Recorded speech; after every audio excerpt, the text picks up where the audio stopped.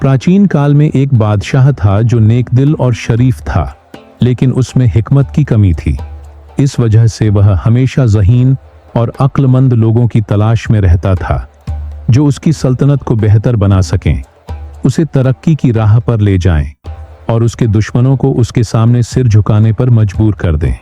बादशाह को लगता था कि उसके मौजूदा मुशीर बेकार हैं। वे सिर्फ अपनी तनख्वाहों के लिए मशवरे देते थे, लेकिन उनके मशवरों में वह असर नहीं था जो वह चाहता था। यह ख्याल उसे अक्सर बेचैन रखता था। एक दिन इस परेशानी से निजात पाने के लिए बादशाह ने अपने दरबारियों के साथ जंगल में शिकार के लिए जाने का फैसला किया, यह उम्मीद करते हुए कि शायद कुदरत उसे कोई जवाब अता करे। जंगल में घूमने के बाद जब वह वापसी का सफर शुरू कर रहा था, उसकी नजर एक अजीब मंजर पर पड़ी। एक शख्स एक बड़े दरख्त के नीचे बैठा खुद से बातें कर रहा था। दूर से वह पागल या कोई अजीब मखलूक लगता था। बादशाह रुक गया और सोचने लगा, या तो यह शख्स पागल है या फिर गैर मामूली तौर पर ज़हीन है, जो अपनी ही दुनिया में गुम है। तजस्सुस ने बादशाह और उसके दरबारियों को उसके करीब खींच लिया और उसने उस शख्स से बात शुरू की। पहली नजर में वह शख्स आधा पागल लगता था, लेकिन उसके अल्फाज में एक अजीब जादू था। बादशाह ने नरमी से पूछा, जवान, क्या तुम पागल हो जो खुद से बातें करते हो? उस वक्त कोई तसव्वुर भी नहीं कर सकता था कि यह तथाकथित पागल एक दिन बादशाह की पूरी सल्तनत को बचा लेगा। उस शख्स ने मुस्कुराकर जवाब दिया, तुम और तुम्हारा पूरा दरबार पागल है, मैं बिल्कुल ठीक हूं। मेरी बस यही ख्वाहिश है कि इस जंगल को काट दिया जाए ताकि यहां शानदार महल बनाए जाएं और मैं उनका बादशाह बन जाऊं। उसके लफ्जों में अजीब एतमाद और बेबाकी थी। दरबारियों ने मन ही मन जलन महसूस की। डर हुआ कि अगर ये शख्स बादशाह का करीबी हो गया तो हमारी अहमियत कम हो जाएगी। मगर चालाकी से उन्होंने मशवरा दिया कि इसे महल ले चलो, अगर काम आया तो ठीक, वरना छोड़ देंगे। बादशाह राजी हो गया, मगर रास्ते में वो पागल भागने लगा। मुश्किल से पकड़कर उसे महल लाया गया और फिर अजब हुआ, जिस रास्ते से बादशाह आया था वहां दुश्मन की बड़ी फौज घात लगाए बैठी थी। अगर वो उसी रास्ते से जाता तो मारा जाता। सबने कहा, बादशाह सलामत, आप कितने होशियार निकले, आपने रास्ता बदल लिया। बादशाह जान गया कि ये सब उस पागल की वजह से हुआ। बादशाह ने खामोशी से उस पागल शख्स की तरफ देखा और दिल में सोचा कि यह शख्स वाकई मामूली नहीं, कुछ खास है। फिर उसने दरबारियों की तरफ मुतवज्जह होकर हुक्म दिया, जल्दी करो, इस शख्स के लिए एक बेहतरीन कुर्सी तैयार करो, आज से यह मेरे साथ रहेगा। दरबारी जो पहले ही दिल में डरे हुए थे फौरन बोल पड़े, बादशाह सलामत, यह शख्स तो पागल है, ऐसा ना हो कि यह आपको नुकसान पहुंचा दे। आपके साथ तो हम जैसे अक्लमंद लोगों को होना चाहिए। मगर बादशाह ने उनकी बात को रद्द करते हुए गंभीरता से कहा, नहीं, यह शख्स तुम सबसे ज्यादा ज़हीन है। खामोशी से इसने हमें एक खतरनाक दुश्मन से बचा लिया। यही ज्यादा ज़हीन लोगों की निशानी होती है। अगर यह न होता तो तुम में से किसी को खबर भी न होती कि रास्ते में दुश्मन घात लगाए बैठा है। हमारी सलामती इसी की होशियारी की बदौलत है। यह सुनकर पागल मुस्कुराया और फख्र से बादशाह के पहलू में रखी कुर्सी पर जा बैठा। मगर उस लम्हे से महल में एक नया तनाज़ा शुरू हो गया। दरबारी जो सदियों से नस्ल दर नस्ल उन कुर्सियों पर बैठते आए थे, किसी सूरत यह गवारा न कर सके कि एक अजनबी, और वह भी पागल कहलाने वाला, उनके बराबर आ बैठे। वे दिल ही दिल में जलने लगे और उस शख्स के खिलाफ साजिशों का जाल बुनने लगे। लेकिन जिसे अल्लाह ताला इज्जत अता करे, उसे दुनिया की कोई ताकत गिरा नहीं सकती। इज्जत और जलील का इख्तियार सिर्फ उसी के हाथ में है। यह कहानी सुनकर आपका अल्लाह की कुदरत पर यकीन और भी पुख्ता हो जाएगा। अल्लाह बादशाह को गिराकर फकीर बना सकता है और पागल को बादशाह बना सकता है। और जब वह किसी को बुलंद करना चाहे तो दुनिया की सारी साजिशें नाकाम हो जाती हैं। दरबारियों की साजिशें, उनका हसद और मुखालफत उस पागल को इज्जत कैसे देती है, आइए जानते हैं। एक दिन सुबह जब महल में दरबार सजा हुआ था, रियाया के कुछ लोग आगे बढ़े और उस शख्स के पास पहुंचे जिसे सब पागल कहते थे। अदब से बोले, भाई साहब, आप पर सलामती हो, हम आपसे कुछ जरूरी बात करना चाहते हैं।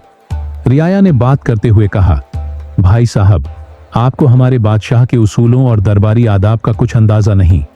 हम तो बस यह चाहते हैं कि आप किसी गलतफहमी में कोई ऐसा कदम न उठा लें जिसकी वजह से आपको सजा भुगतनी पड़े। पागल ने हैरत से कहा, क्या मतलब? मुझे सजा मिलेगी? मैंने तो कभी नहीं कहा था कि मुझे यहां महल लाया जाए। ये कैसी मुसीबत है? मुझे वापस ले चलो। उसकी बात सुनते ही रियाया के चेहरों पर खुशी की एक हल्की सी लहर दौड़ गई। उन्हें लगा कि उनकी चाल कामयाब हो रही है, लेकिन वे बादशाह के डर से उसे डराकर महल से नहीं निकाल सकते थे, बल्कि नरमी से अपनी बात मनवाने की कोशिश करते हुए बोले, भाई साहब, आपको अंदाजा नहीं कि अगर आप हमारी बात मानेंगे तो आपको क्या क्या मिल सकता है। पागल, जो सजा के लफ्ज से वैसे ही खौफजदा था, फौरन घबराकर बोल पड़ा, ठीक है, बताओ क्या करना है। मौका देखकर एक मुशीर, जो खुद बादशाह का करीबी खास मुशीर था और जिसकी कुर्सी अब उस पागल के कब्जे में थी, आगे बढ़ा और मक्कारी से बोला, हमारे दरबार की रिवायत है कि दरबार का आगाज तभी होता है जब कोई शख्स बादशाह को थप्पड़ मारे या कोई ऐसा अमल करे जिससे दरबार बेदार हो जाए। पागल, जो अक्ल से बिल्कुल कोरा था, फौरन बोल पड़ा, अरे यह तो कोई बड़ी बात नहीं, थप्पड़ क्या चीज है, मैं तो बादशाह को लात भी मार सकता हूं।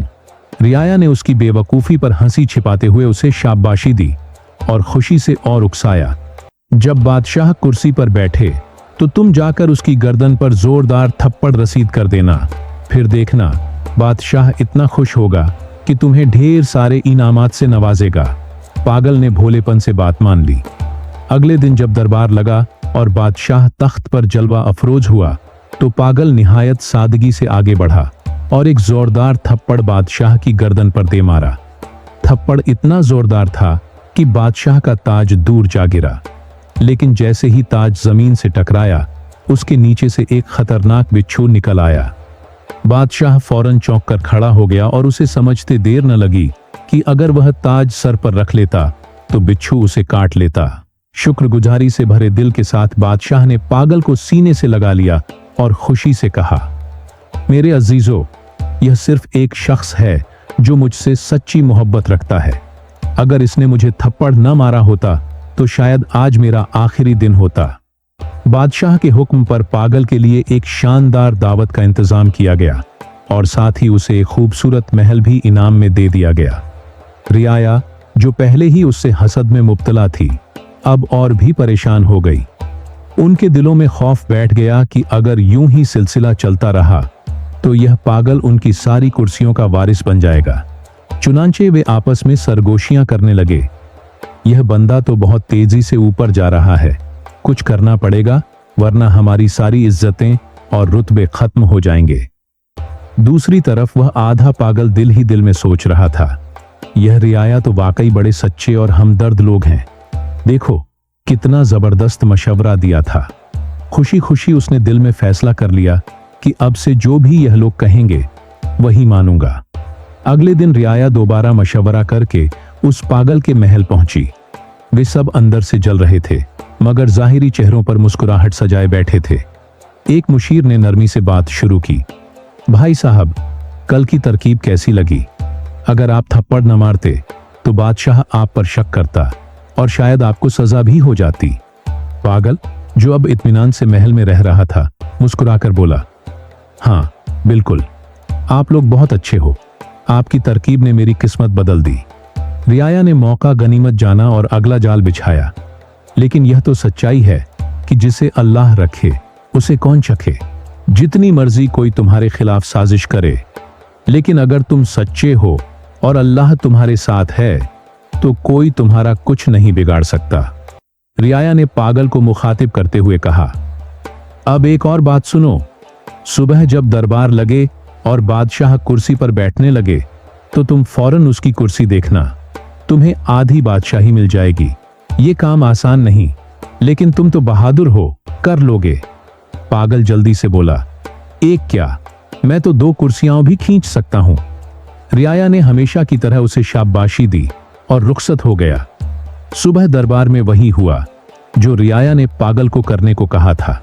जैसे ही बादशाह तख्त पर बैठने लगा, पागल ने मौका देखकर कुर्सी पीछे खींच ली, मगर बादशाह ने खुद पर काबू रखते हुए गिरने से पहले संभल लिया। जब उसने पीछे मुड़कर देखा तो हैरान रह गया कि कुर्सी का एक पांव पहले से ही अंदर से टूटा हुआ था। बादशाह ने फौरन पागल की तरफ देखा, उसे गले लगाया और बुलंद आवाज में सबके सामने कहा, देखो ये शख्स कितना होशियार और वफादार है। अगर ये न होता तो मैं कुर्सी समेत जमीन पर गिरकर जख्मी हो जाता। फिर उसने पागल को तमगा-ए-इम्तियाज देकर अपनी फौज का जनरल मुंतखब कर दिया और दरबार में एक बार फिर उसकी बहादुरी की दाद दी गई। ये देखकर रियाया सर पकड़कर रह गया। वो जो हर बार उसे गिराने आता था, उसी की इज्जत में इजाफा होता रहा। अब वो तंग आकर एक दूसरे से कहने लगे, यार ये कैसी मुसीबत है। हम तो चाहते हैं कि इसे सजा हो, बादशाह नाराज हो और वो फांसी चढ़े, मगर ये हर बार बाजी मार लेता है। जब मामला हाथ से निकलता दिखा तो मशविरों ने एक गहरा मंसूबा बनाया, ऐसा मंसूबा जो पूरी सल्तनत को हिला सकता था। सबने मिलकर फैसला किया कि वो पड़ोसी बादशाह से खुफिया राब्ता करेंगे, उसे जंग पर उकसाएंगे और वादा करेंगे कि हम तुम पर हमला करेंगे। लेकिन बादशाह को इत्मीनान दिया गया कि रियाया सब तुम्हारे साथ है, सब हम संभाल लेंगे, बस तुम्हें सिर्फ हमारे जनरल को मारना है, बाकी सब कुछ हम पर छोड़ दें। रियाया ने यह साजिश की और दूसरी बादशाही की जांच पड़ताल के बाद वो राजी हो गया। अब सिर्फ एक बात रह गई थी, अपने बादशाह को जंग पर आमादा करना। चुनांचे रियाया ने अपने कुछ आदमियों को जख्मी कर लिया और बादशाह के सामने आकर कहने लगे, बादशाह सलामत, हम कब तक सब्र करें। अगर कल आपको कुछ हो गया तो पूरी सल्तनत रोएगी। दुश्मन हमलावर हो रहा है, हमें अभी फैसला करना होगा। मुख्तसर ये कि बादशाह ने जंग की धूल बजा दी और अपनी फौज को रियाया समेत जंग के लिए रवाना कर दिया। अब लश्कर का सिपहसालार पागल था, लेकिन सब मिलकर भी उसका कुछ न कर सके, सिर्फ पीठ पीछे हंस रहे थे। जब वो दुश्मन मुल्क की सरहद पर पहुंचे तो वहां की फौज पूरी तैयारी के साथ मौजूद थी। दोनों तरफ की फौजें जब जंगल में दाखिल हुईं तो पागल ने हुक्म दिया, सब रुक जाओ, सबसे पहले मैं बादशाह से खुद लड़ूंगा। क्योंकि वो कमांडर था, पूरी फौज रुक गई। पागल ने जोर से आवाज दी, ऐ बादशाह बाहर आ। दुश्मन बादशाह आया और दोनों जंगल के बीचों बीच आमने सामने खड़े हो गए। अचानक एक खूंखार शेर झाड़ियों से निकला और दुश्मन बादशाह पर हमला कर दिया। पागल, जो असल में सिर्फ तलवार चलाना चाहता था और दिल में कोई जाति दुश्मनी नहीं रखता था, फौरन आगे बढ़ा और शेर से लड़ने लगा। एक सख्त जंग के बाद उसने शेर को मार गिराया और बादशाह को जख्मी हालत में उठाकर लाया। दुश्मन बादशाह खून से लथपथ था, लेकिन जिंदा बच गया। अपनी फौज को देखकर उस बादशाह ने कहा, नहीं, लड़ाई नहीं होगी, मैं इस कमांडर को माफ करता हूं, इसने मेरी जान बचाई है। यह निहायत बहादुर और होशियार शख्स है। हम जंग नहीं चाहते। हां, जो रियाया इसके साथ आए थे उन्हें गिरफ्तार करके कैद में डाल दो। यह सुनकर पागल ने फौरन तलवार निकाली और गरज कर बोला, खबरदार, अगर किसी एक मशविर को भी हाथ लगाया तो। बादशाह ने उसकी वफादारी देखकर दिल ही दिल में कहा, क्या कमाल का बंदा है, दुश्मनों को बचाता है और खुद को भूल जाता है। अब पागल का चर्चा पूरी रियासत में होने लगा। उसकी बहादुरी और सच्चाई ने सबके दिल जीत लिए। यहां तक कि बादशाह ने उसकी शादी अपनी बेटी से कर दी। रियाया, जो पहले ही अंदर से जल रहा था, यह मंजर देखकर चुप तो रहा, लेकिन हर कदम पर जिल्लत का बदला लेना उसका मकसद बन गया। अब तो दोनों रियासतें एक होने लगीं। दोनों की दुश्मनी दोस्ती में बदल गई। लेकिन रियाया ने एक और नया जाल बुनने का फैसला किया। एक दूसरे से कहने लगे, अगर इस पागल को हमने न रोका तो कल हम सब इसके गुलाम बन जाएंगे। इसे खत्म करना जरूरी है। सबने एक जबान होकर हां कर दी। लेकिन उनमें एक बुजुर्ग मशविर भी था, तजुर्बेकार और दिल का नरम। उसने बड़ी कमाल की बात कर दी। वो उठा और निहायत संजीदगी से बोला, दोस्तों, मेरी बात गौर से सुनो। दुनिया में हर शख्स को अल्लाह ने एक खास मकाम, हैसियत और सिफत अता की है। और याद रखो, जिसे अल्लाह इज्जत देता है, दुनिया की कोई ताकत वो इज्जत छीन नहीं सकती। अगर तुमने इसे मार भी दिया तो याद रखो, इसकी इज्जत और भी बढ़ जाएगी। और अगर तुम ये समझ रहे हो कि इसके मरने से तुम्हें तुम्हारी खोई हुई कुर्सी वापस मिल जाएगी, तो तुम धोखे में हो। एक दिन सच्चाई सामने आ जाएगी और तुम सब अपने अंजाम को पहुंच जाओगे। लिहाजा अल्लाह की रजा पर राजी हो जाओ, यही हमारे लिए बेहतर है। उसने सांस ली और फिर नरमी से कहा, तुम सब बस एक बात समझ लो, वो बज़ाहिर पागल है, लेकिन अल्लाह ने उसे एक नायाब सिफत अता की है। किस्मत अगर पूरी रियासत भी इसके खिलाफ हो जाए तो वो अकेला ही जीत जाएगा। लिहाजा इससे उलझने के बजाय खुद सच्चाई इख्तियार करो। सारे रियाया ने अपने हसद पर तौबा कर लिया और कुछ वक्त बाद पागल की वफात हो गई। रियाया फिर से अपने रुतबों पर फायज हो गया। तो दोस्तों, ये कहानी बज़ाहिर एक मज़ाहिया कहानी लगती है, लेकिन इसमें एक हकीकी सच्चाई छुपी है जिसे हमें तस्लीम करना होगा, और वो है सच्चाई, किस्मत और अल्लाह का करम। हमें भी कभी किसी से हसद नहीं करना चाहिए, क्योंकि अगर कोई किसी ओहदे या रुतबे पर फायज है और कामयाब हुआ है तो वो उसकी मेहनत, अच्छी किस्मत या फिर उन खास सिफतों का नतीजा हो सकता है जो अल्लाह ने उसे अता किए हों।